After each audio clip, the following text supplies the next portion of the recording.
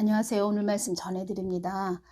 저도 이사 간다고 그래서 저도 좀 몸이 좀 많이 바쁘긴 한데 어제 이사 갈 집에 가서 또 청소를 하고 왔습니다.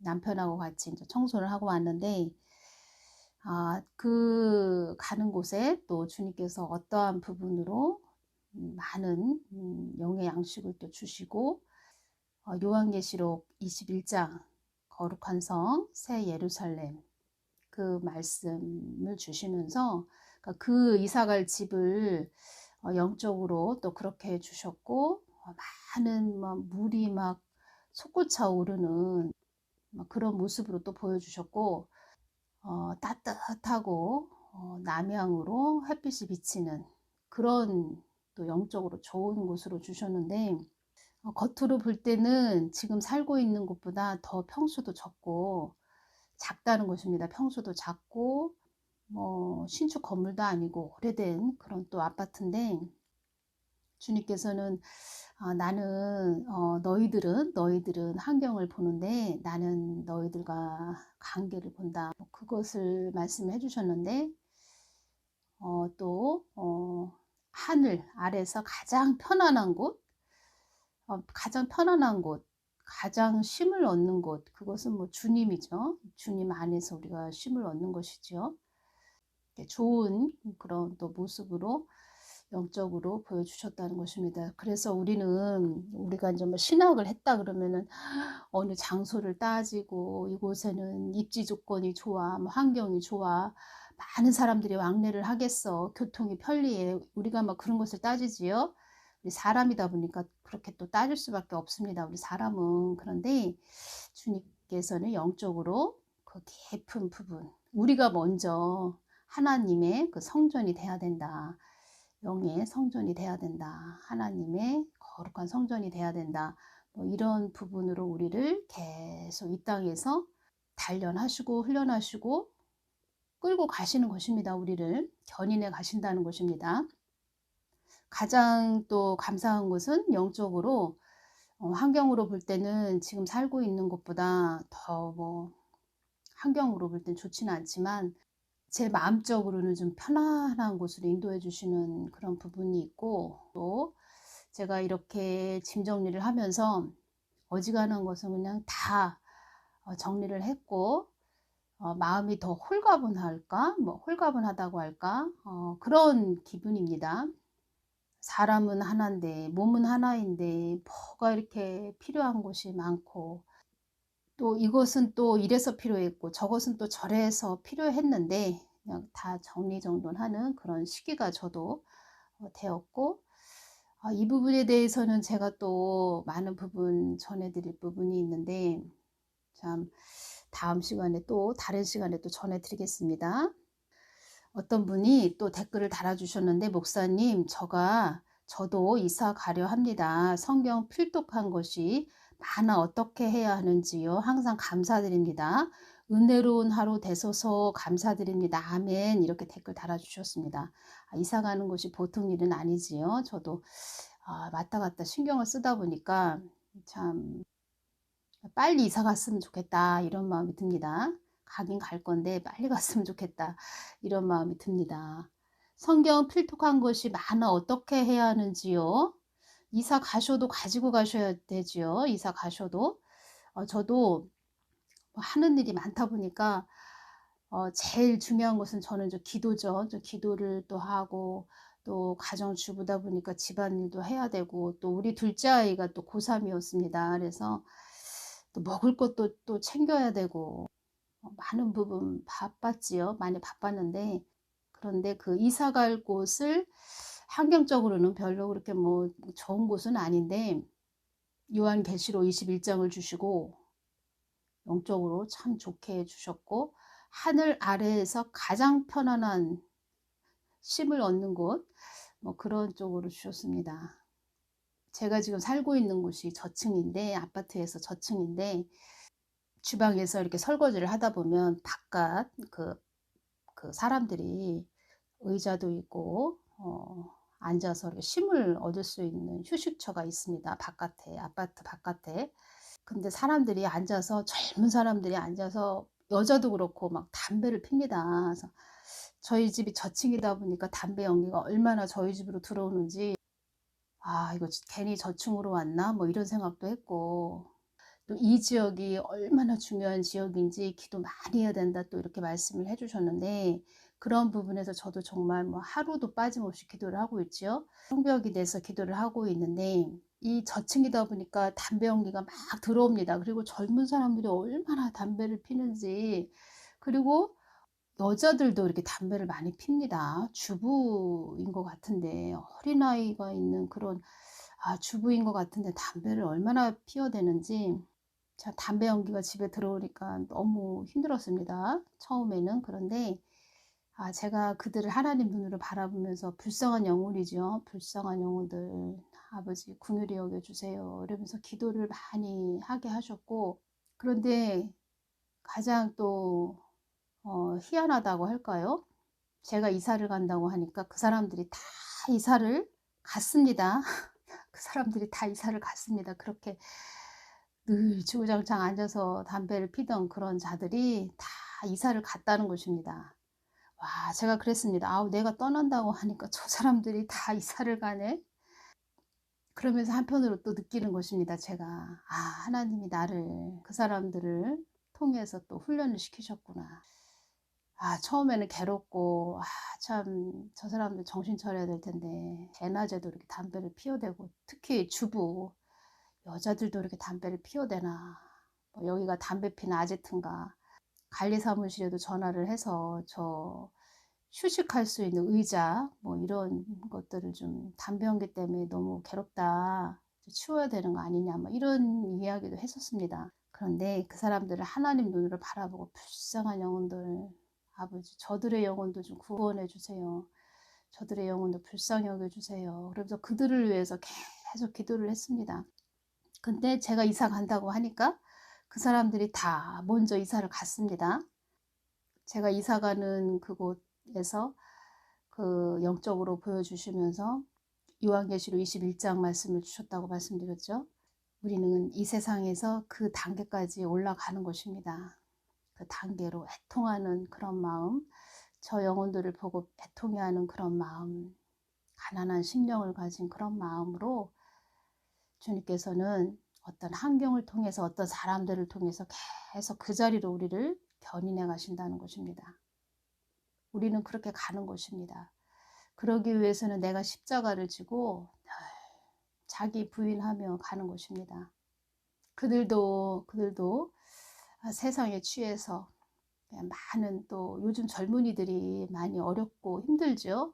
정신적인 스트레스 많이 받고 또 살아가기가 빡빡하고. 그런데 그 사람들이 그런 세상 것으로 스트레스를 푸는, 자기 욕구 만족을 하는 그런 부분이 있지요. 그렇지만 우리 하나님의 사람들, 영의 사람들은 그런 것까지 또 보면서 그들 영혼이 하나님 편으로 돌아올 수 있도록 불쌍히 여기면서 기도하는 것, 그것이 요한계시록 21장 거룩한 성 예루살렘으로 가는 최고의 자리다. 그 자리로 하나님께서 우리를 이끄신다. 이 부분을 또 이야기하다 보니까 또 연결되는 부분이 있네요. 원래는 이 부분을 전하려고 한 게 아닌데, 전에 아는 집사님이 참 힘들었습니다, 남편 때문에. 그 남편이 참 술도 좋아하고 여자도 좋아하는 그런 남편이었는데, 이 집사님이 늘 철야를 하고 기도를 하고 새벽기도 가서 기도를 하니 얼마나 그 영이, 이 남편 속에 있는 영이 막 힘들겠습니까? 막 미치겠는 거죠. 영적으로 보면은 유튜브 상에서도 막 하나님이 세운 자들 막 뭐라고 하는 그런 자들, 유튜브 안에서도 막 말하는 자들 있지요. 그런 자들 보면은 영적으로 이렇게 보면은 그 안에서 막 시커먼 영이 앉아 가지고 이를 득득합니다. 그렇게 그 남편도 막 미칠 것 같은 그런 마음이겠죠. 부인이 늘 가서 기도하고, 빛과 그 어둠, 아주 어둠도 막 엄청난 어둠, 칠흑 같은 어둠이 있고, 그 남편이 그렇다는 것이었습니다. 그리고 집사님은 늘 교회 가서 기도하고 오니 그 남편 속에 있는 영이 막 발악을 하는 것이지요. 새벽기도 갔다 오면은 막 새벽에 아파트인데 문을 열어 놓고 막 소리를 지른다는 것입니다.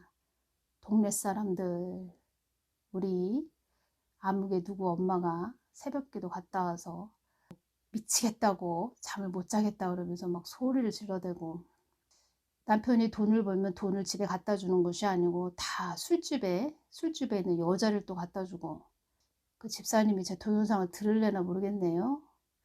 이 부분이 연결이 돼서 또 전해드립니다. 중요한 부분이기 때문에. 근데 그 집사님이 얼마나 괴롭고 힘든지 밤에 새벽 뭐 1시, 2시 돼도 저희 집에 전화를 하십니다. 기도해 달라고. 그러면 저는 자다가도 일어나서 기도해 주는 것입니다. 중보기도 해주고 새벽 기도 가서 또 기도해 주고, 정말 그 남편을 위해서 이렇게 기도를 하는데, 그 남편 이름을 잊어버리지도 않습니다. 하도 오래됐어도.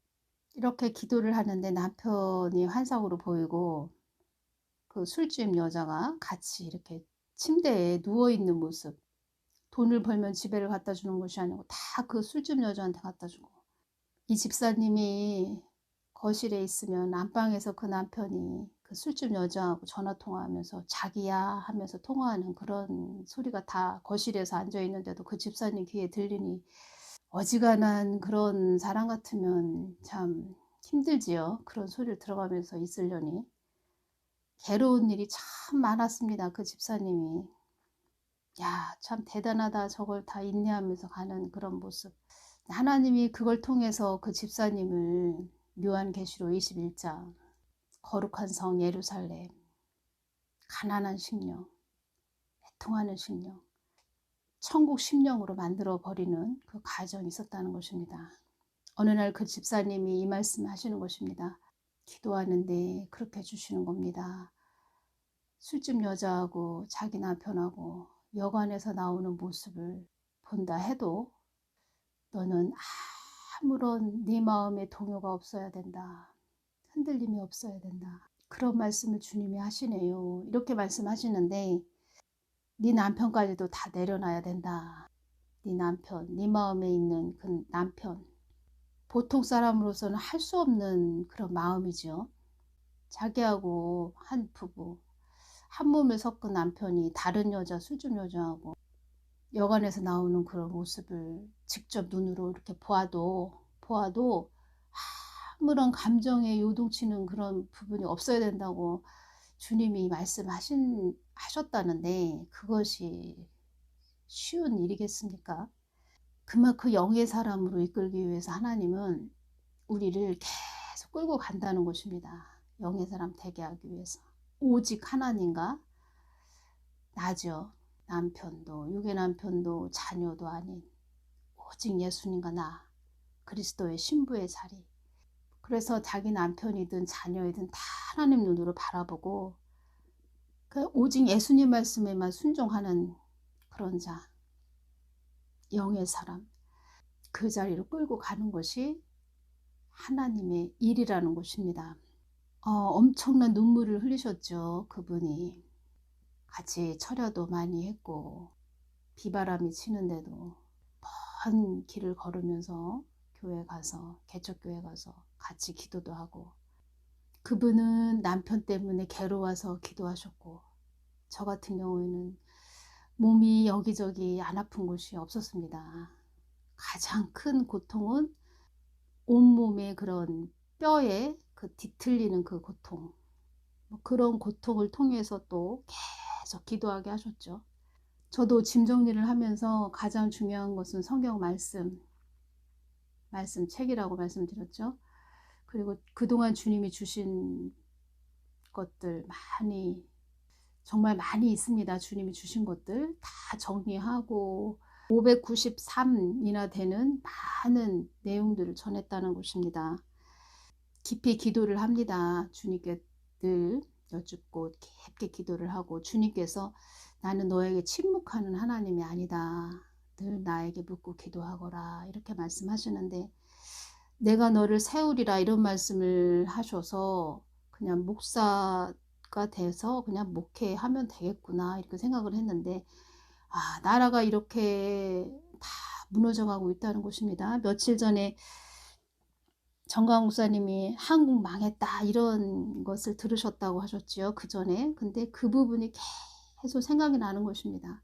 그 정강 목사님 말씀하신 그 부분이 계속 내 안에서 막 또 막 그 생각이 나는데 '나라를 위해서 기도 많이 더 해야 되겠구나. 분주함을 떠나서 내가 더 나라를 위해서 기도해야 되겠구나.' 뭐 이런 마음이 더 나왔고, 593 가지를 3 년, 5월 30날 정도 돼야지 딱 3 년인데, 만 3 년인데 593 가지를 전했다는 거 참 이게 보통 일이 아니지요. 그것도 그렇고 제가 막 제 생각대로 전한 것도 아니고 늘 주님께 묻고 여쭙고 이러면서 전했습니다. 이게 사람으로서는 할 수 없는 일이지요. 그래서 저희 육의 남편도 "아 당신은 사람이 아닌 것 같아." 막 이런 이야기도 합니다. 우리 자녀들도 그런 이야기를 하는데 "엄마는 일반 사람이 아닌 것 같아." 막 이런 말도 합니다.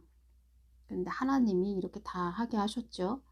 하나님께 주신 부분은 다 제가 메모를 하고 정리를 하고 이렇게 해서 여러분들에게 전해 드렸고, '고만 전해 드려도 되지 않을까?' 뭐 이런 생각도 합니다. 왜냐하면은 많이 전해 드렸기 때문에, 그동안 저도 나라를 위해서 기도를 많이 중보기도를 해 왔던 자이기 때문에 주님께서 또 그런 나라를 사랑하는 마음이 있는 그런 딸이라는 것을 아시기 때문에 이러한 부분 여러 가지를 주신 것 같습니다. "너는 나의 소식통이야." 이런 말씀도 하셨는데, 저는 제가 전한 이 부분, 주님이 주신 부분도 성경 말씀처럼 너무 소중합니다. 다 끝까지 제가 생명이 닿을 때까지 다 보관을 할 것이고, 또 여러분들에게 이렇게 전하면서 어떠한 부분을 이렇게 연결을 해 주십니다. 사람으로서는 할 수 없지요.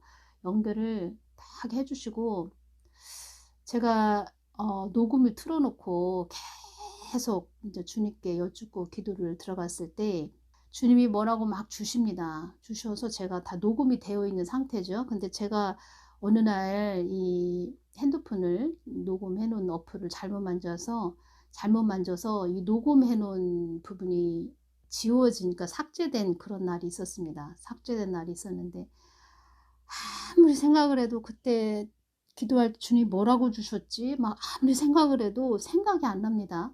전에 기도 많이 하시는 분이 뭐라고 말씀을 하시면 제가 그다음 날 "이런 말씀 하셨어요."라고 말씀드리면 "내가 그런 말 했어?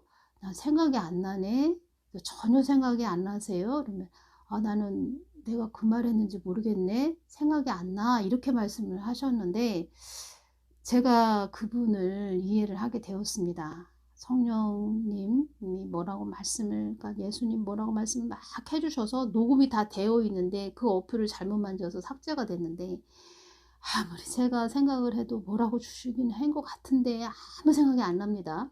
제가 그 부분이 삭제됐을 때 제가 주님께 1 시간을 막 기도하면서 "주님 용서해 주세요. 잘못했어요." 제가 막 울기도 하고 제 가슴을 치기도 하고 제가 그랬습니다. "주님 이래저래 해서 삭제가 됐어요. 다시 한번 주세요." 이렇게 여쭌 적도 있었습니다. 사람이 할 수 없는 일이지요. 또 이렇게 나라를 위해서 기도하면서 이 정부에 대해서 뭐라고 전한 부분이 참 많았는데 이게 쉽지 않습니다. 이 전하는 부분이, 정부에 대해서 전한다는 게 보통 일이 아닙니다.